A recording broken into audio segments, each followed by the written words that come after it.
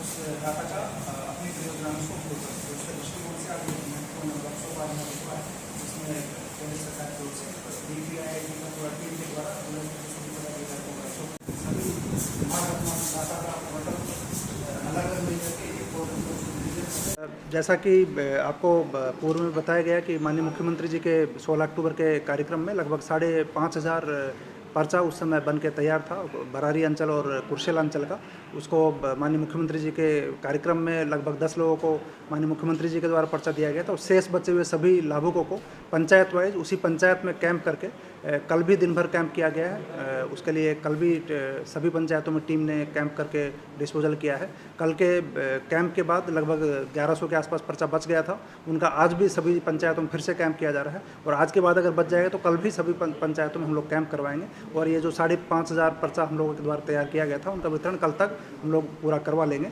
और इसके अतिरिक्त अभियान बसेरा 2 में, क्योंकि सभी अंचलों में जितने भी भूमिहीन है उसका सर्वेक्षण भी भूमि सुधार विभाग के द्वारा किया गया है और उसके पोर्टल पर अभियान बसेरा 2 के पोर्टल पर सभी अंचलों में जो भूमिहीन है उसका भी हम लोग एंट्री पूर्व में किए हुए हैं। उसके लिए भी विभाग के स्तर पर लगातार कार्रवाई जारी है।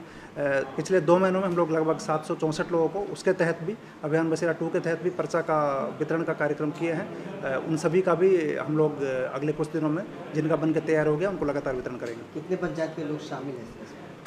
जो गंगा और कोसी के कटाव से पीड़ित था उसमें बरारी का 8 और कुर्सेला का 1 पंचायत का पर्चा बन के तैयार हुआ था। लेकिन जो अभियान बसेरा 2 का पोर्टल है उसमें सभी प्रखंड के सभी पंचायतों में जहां कहीं भी भूमिहीन उस समय सर्वे में पाए गए थे उन सभी का भूमि उपलब्धता के आधार पर लगातार अभियान के तौर पर कार्रवाई किया जा रहा है। विभाग का टारगेट है कि अगले कुछ महीनों में अभियान चलाकर जहाँ कहीं भी इस प्रकार के भूमिहीन पूर्व में सर्वे में पाए गए हैं उनको अभियान चलाकर अभियान बसेरा 2 के तहत भूमि उपलब्ध कराया जाए। एक सवाल है सर, बारसोई में एक महिला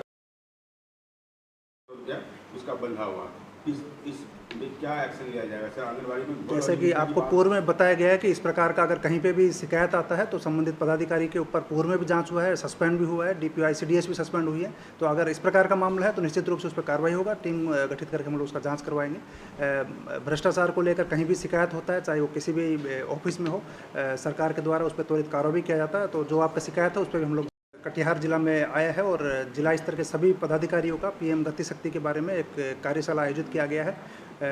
मुख्य रूप से उसमें एक नेशनल मास्टर प्लान बनना है, उसके तहत मल्टी मॉडल कनेक्टिविटी और लॉजिस्टिक प्लानिंग के लिए और विभिन्न इंफ्रास्ट्रक्चर प्रोजेक्ट के लिए सभी विभागों के द्वारा अपने अपने मिनिस्ट्रीज़ के जो डाटा हैं उनका एंट्री उस पोर्टल पर किया गया है।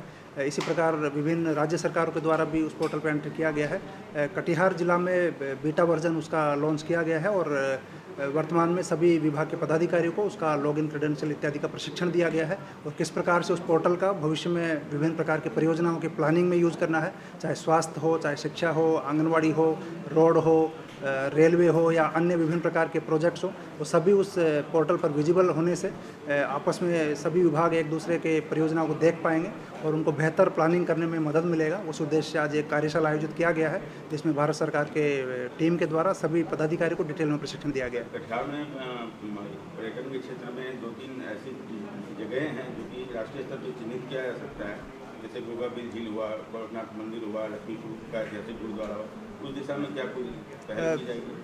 जितना डिस्ट्रिक्ट मास्टर प्लान में संबंधित विभाग के द्वारा डाटा एंट्री किया जाएगा उसका उद्देश्य यही है कि जो वर्तमान में परियोजनाएं चल रही हैं उनका भी हम लोग डाटा एंट्री करेंगे और साथ ही जो भविष्य में परियोजनाएं ली जा सकती हैं उनको भी एंट्री करेंगे और साथ ही उन परियोजनाओं को फलीभूत करने के लिए और क्या क्या काम करने की आवश्यकता है। जैसे कि टूरिज्म का कोई साइट है तो उस पर रोड भी बनने की आवश्यकता है, आसपास में अच्छा अकोमोडेशन का फैसिलिटी भी होने की आवश्यकता है या अन्य कोई भी सुविधा डेवलप करने की आवश्यकता है तो उसका भी उसके गैप एनालिसिस के माध्यम से संबंधित विभाग उस पर काम करेगा। इस परियोजना का मुख्य उद्देश्य यही है कि जहाँ कहीं भी टूरिज्म साइट है या बड़ा प्रोजेक्ट चल रहा है और उसके आसपास में कोई नई सुविधा डेवलप करने की आवश्यकता है तो संबंधित विभाग के सभी पदाधिकारियों को डाटा ऑनलाइन सभी विभागों को दिख जाने से उनको अपनी प्लानिंग में निर्णय लेने में आसानी रहेगी। इसी प्रकार से अगर टूरिज्म साइट पर भी कोई प्रोजेक्ट्स उनको लेने की आवश्यकता होगी तो आसानी से राज्य सरकार के स्तर से, केंद्र सरकार के स्तर से जब भी भविष्य में प्रोजेक्ट लिया जाए तो उसको प्लानिंग करने में मदद मिलेगी। सर, मनिहारी प्रखंड क्षेत्र का लोग भूमिहीन आज भी है।